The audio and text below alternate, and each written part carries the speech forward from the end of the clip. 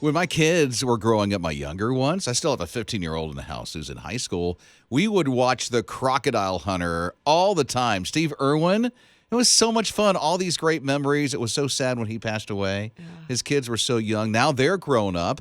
Robert is like in his footsteps. Both Bindi and Robert, his children, along with his widowed wife, all still are a part of that zoo in Australia.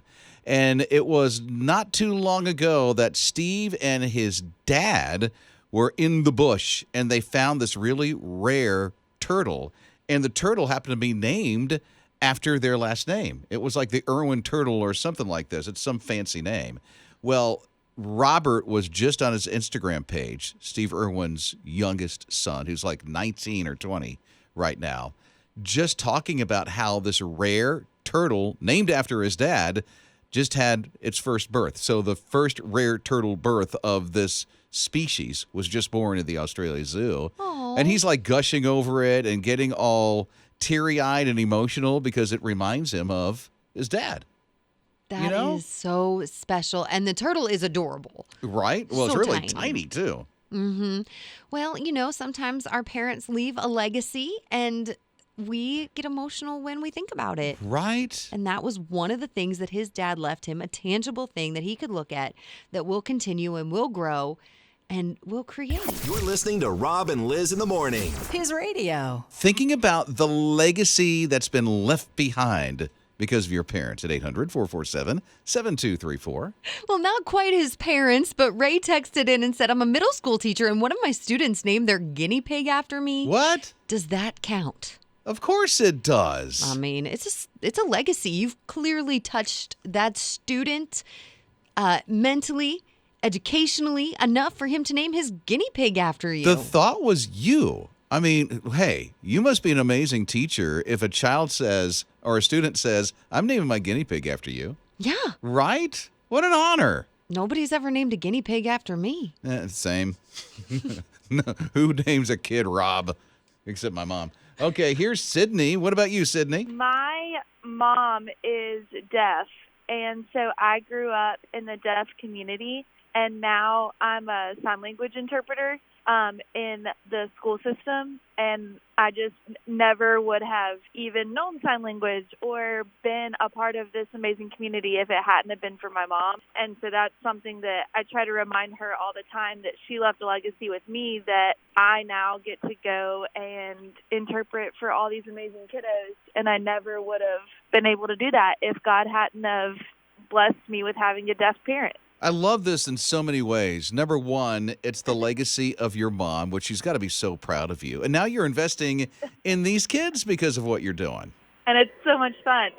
Sydney, that is beautiful. I know a little bit of sign language, and it fascinates me that you can learn it and know it. And I'm so grateful that you're able to communicate with the deaf community in that way. It makes me happy. I appreciate that. You're listening to Rob and Lizz in the morning. His radio. I'd rather not have good food. I'd rather eat bland food my whole life than not wash a dish to have it seasoned like this. That's the reason why they don't clean it, right? Right, it's seasoned, and Okay. it helps with the flavors. But they do that with some pans. I mean, there's some grandmas that do that, or even anybody who cooks. What's that type of pan called, Scott? Cast iron. Cast iron You don't stuff. wash it, you season it. Yeah. No.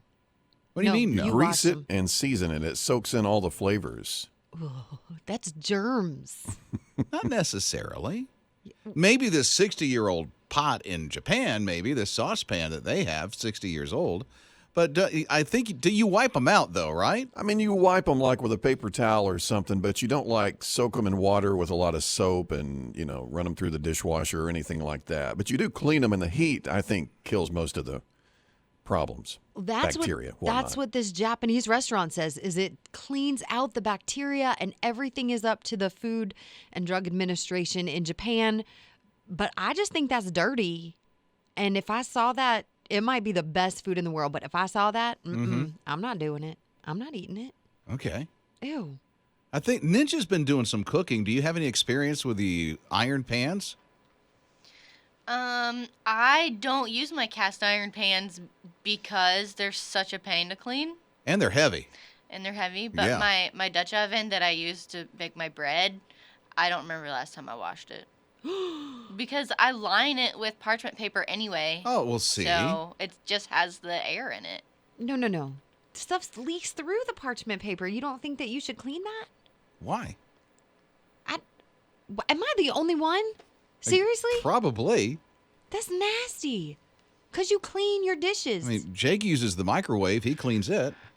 Oh, I sure do. Yeah, see? Okay, I'll be alone in this. I will be alone and I will use soap. Rob and Lizz. His morning crew. Okay, Harlan's been filling in for Liz, Rob and Liz in the morning. And I think Harlan struck a chord here. Cast iron pans, okay? Mm-hmm. She washes hers Oops. with soap and water. Now, what is it? Scott has, what is it called? An egg? Is that what you call Big this green thing? egg. Big Yeah, green it's a egg. big grill. Yeah. And I just upgraded recently to a cast iron grilling grate, and it is 100 million times better. It holds the heat, gets hotter, but you don't wash it. You season it with oil, and you just wipe it when it's done. Okay, see? And you're supposed to do that with a cast iron stuff, right? And cast iron anything, right? Mhm. Yeah, so because Harlan washes hers with soap and water. I don't get why you wouldn't clean it. So Kristen texted in and she said, I did. I triggered her. And she said, never, ever, ever use the soap on it. I think she used like 12 nevers. She did. And then she said, do not use hot water. Or use hot water and then put it in the oven and then bake it, I guess, to kill the bacteria. Like the water picks up the bacteria. But then when you dump it out, then what if that bacteria is lingering around still?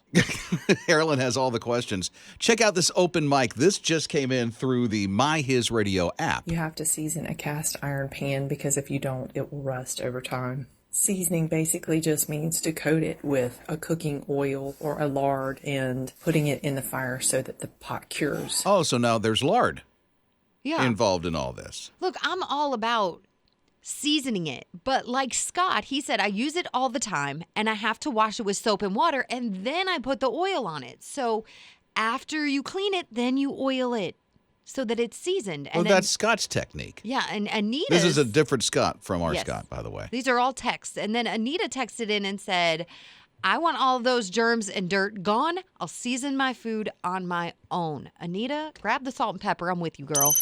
Rob and Lizz. His morning crew. Harlan is in for Liz, and Harlan has really caused a controversy this morning over, of all things, cast iron skillets, and do you wash them or not? Because I'm clean. I'm a clean person. I didn't She mean to is. start something. I just thought you washed your dishes after you cooking them. See, my wife will not let me touch ours. We have one, and she's like, every time I see it, I'm like, I want to wash this thing, and she's going, no, you don't do that. So I respect, and I don't wash. Well, nobody in my house saying that, so I'm washing. So Donna texted in and said, I'm with Harlan, thank you, on the cast iron cookware. It's got to be washed with soap after every use. Then I oil it down and it keeps it from rusting. So yes, it needs the oil to keep it from rusting, but can we please clean the germs out of it? So Andy is here at 800-447-7234. What are your thoughts about it, Andy? I season it like everyone's been saying, once you're done cooking it, you season it up with just a little extra more oil on it and put it on, like on a paper towel and wipe it down. And then you put it on the heat on the stove and let it set like that. And then it looks like almost like a nonstick coating on the pan. And that works really good. But my wife, for some reason, when she's done cooking with her iron skilled pan, she likes to wash it with hot soapy water and then drains it in the dish rack. But the only problem with that is you get that orange-looking stain that's on there, like almost like a rust color. You know what I'm talking about? Oh, so Harlan, what color is yours? I don't know. She doesn't know. I'm going to guess it's orange. Probably. Because when I see that, I get a little grossed out about it. What I do is I clean it out, believe it or not, with more oil, but then I have soap and oil it, just a very, very tiny amount. And then I wash out with water and then dry it as best I can with a paper towel and hopefully and pray that rust spot is gone. So- Right? Well, thank you, Andy. Now I'm curious about Harlan's eggs in this thing. Are they orange? No, they're white. They and are. yellow. And okay. Because when you scramble them, they're the perfect color. Yes, they are. Are you asking if they're... And I'm sure, yeah, because of the color not of rusty. the... I don't eat rusty or orange eggs like that. No. Good. We're very happy. I eat clean eggs. Are they clean without the ketchup? I feel that... I'm going to guess. Don't answer that. Okay. I'm going to guess. Harlan puts ketchup on the eggs. No. Hot sauce. On.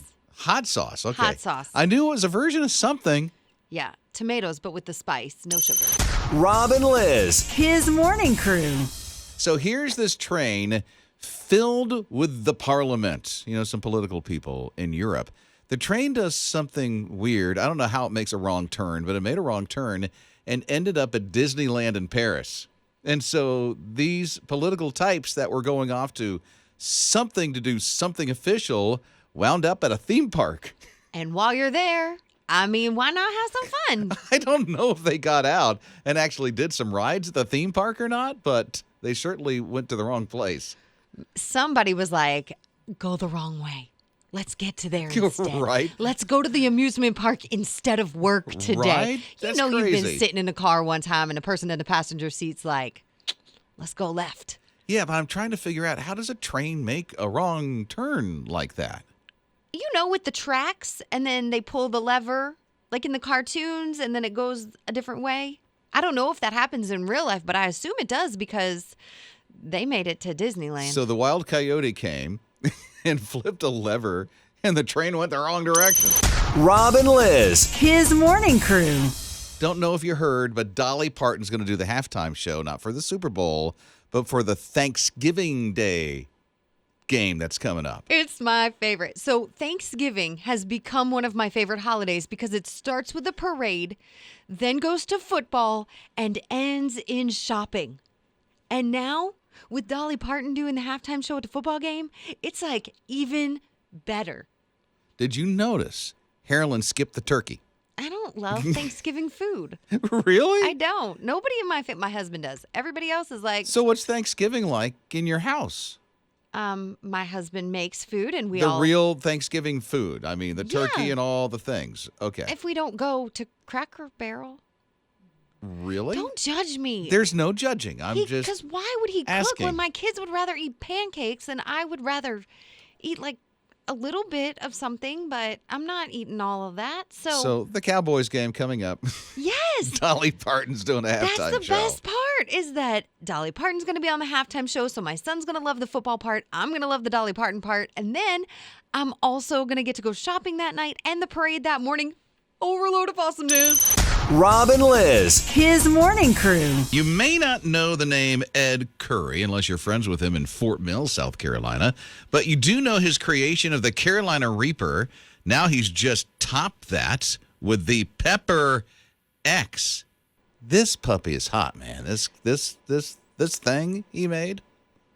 Oh, too hot for me. Yeah. Oh, and I love hot things, like put hot sauce on everything. But this is beyond. So I guess it has like 2.6 million units, which is how they measure heat. So like pepper spray, it's hot and it gets in your eyes and it stings you.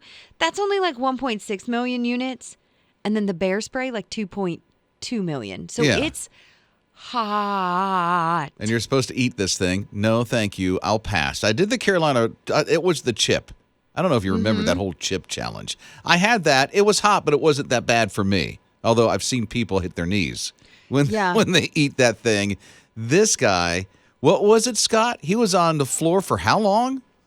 3 hours. He ate an entire one of these peppers and said the pain was brutal and just writhing in pain for 3 hours.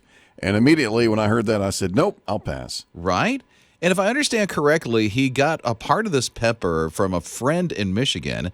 And so he kind of crossbred these things to create this new Pepper X. And now he's working on one that's hotter than this one. Why? Why do we need hot things like this? Like there's hot for a reason so that you can eat it. Hot wings, I'm all about the challenge. Like if you say this is the hottest wing we have, I'm going to eat it. Mm-hmm. But this is beyond what is palatable.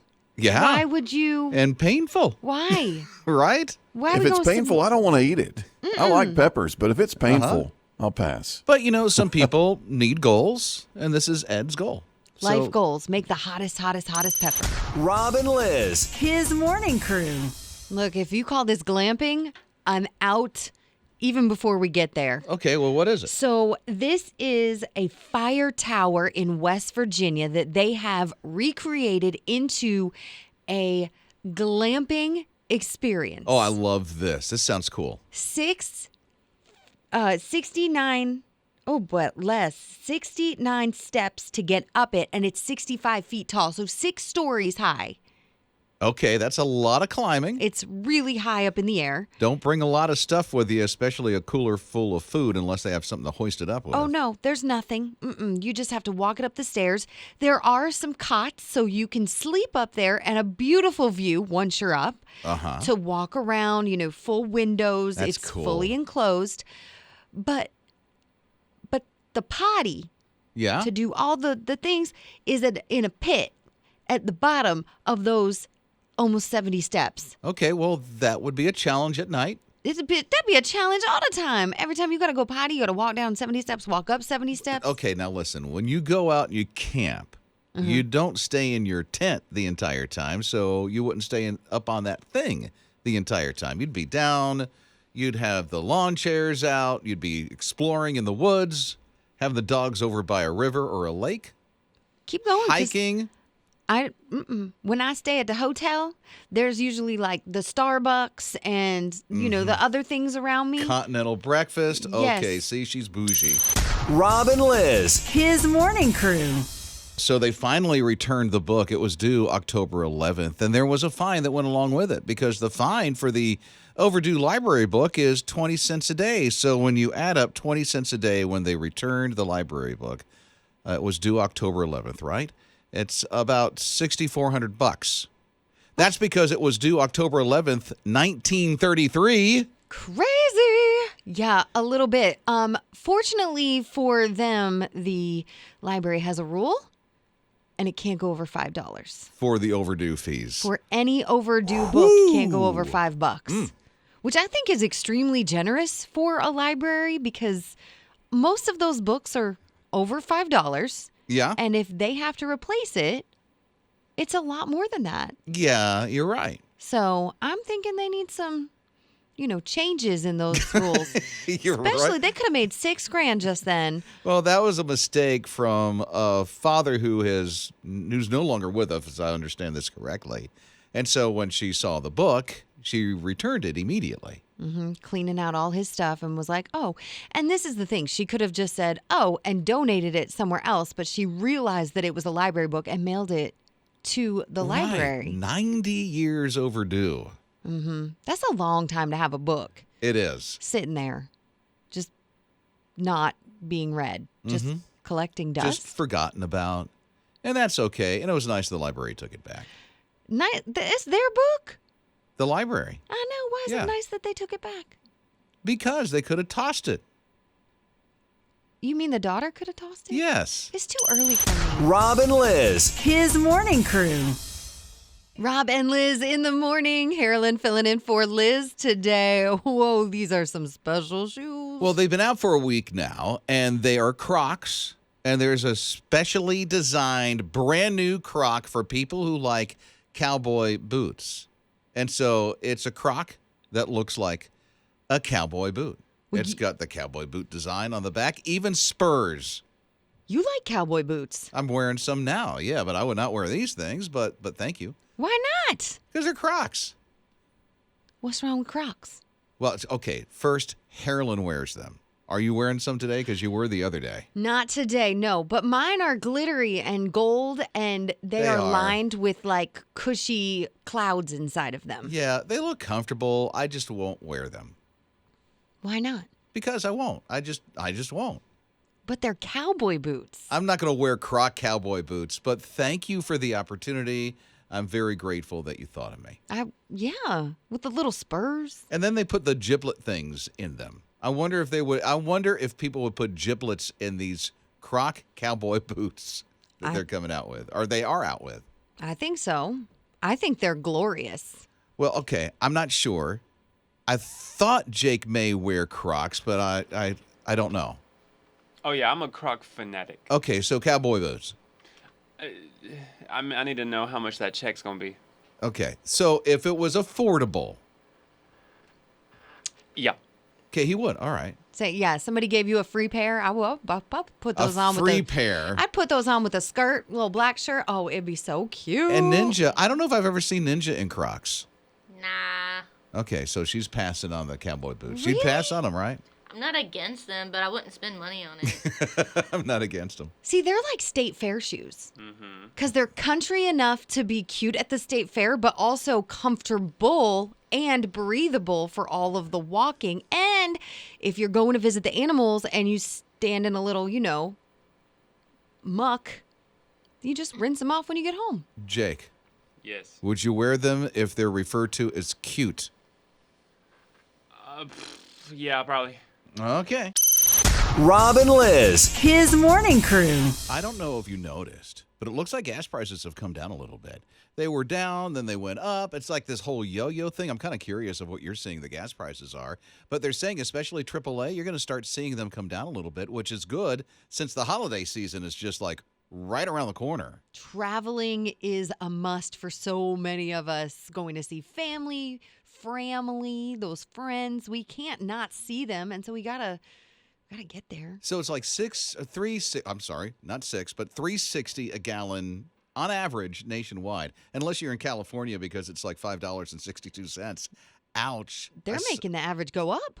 I know. It seems like it, right? So that's probably why it's at $3.60 on the average. Around here, it seems cheaper. I've seen it under $3, and I've seen it just a little over $3 a gallon. Yeah, and on my way to work, it progressively gets more expensive as you go towards the interstate. And so I always try to go, farther away from the interstate to save the money. But now it seems that I can afford it anywhere down There's the line. one that's half a mile from where we are, and it seems like it's the cheapest around. Mm-hmm. Unless you're like Sam's or Walmart. They seem to be really down. Yeah, well, Sam's has a line. That's Every true. time I go through, I'm like, I'll stop and get my bulk order because I have 2 boys, so they eat constantly. Listen, I don't can't know get if in you've that line. noticed this, but Sam's and Walmart, what is it, Enmark or whatever it is at the Walmart, they're the same price. What? Yeah, they're the same price because it's the same company. I mean, Sam's and Walmart are the same. It's the same owner. I didn't know that. So so you could go like there's a one of those neighborhood stores that's close to us. Okay. And so my wife goes there a lot to get the gas. Really? Yeah. I've been sitting here thinking, I got to wait in that line for those gas prices. No. Rob and Lizz. His morning crew. If you know anybody who's a diehard Taco Bell fan, like our very own Scott Watson, the dude loves Taco Bell. My stomach's waking up. You're talking See? about one of my faves. Look at that. I think they even have breakfast at some of them. But they're now coming out with a brand new, are you ready for this? It's a steak and bacon grilled cheese burrito. Ooh. I know, right? That just sounds, Some of it sounds real Really good. It's only 700 calories and 350 of its fat. I mean, it's really, come on. So it's healthy. It's only 57 carbs. I mean, come on. Wait, does one burrito? Yeah, this is a burrito. Mm-hmm. I'm going to stick to the bean burrito Frisco style because it's way less calories and still delicious. I haven't been to Taco Bell in ages because I like it too much. I love it.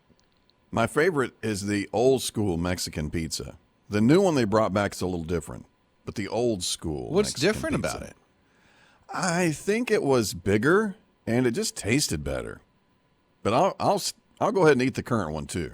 I'll And this go ahead and burrito, eat apparently. it, no matter what. I'm going to go ahead and eat it. I don't know what it is. Their meat's just different. I don't know. It must be the way they flavor it. Is it? Yeah. I eat their beans. And their beans taste delicious.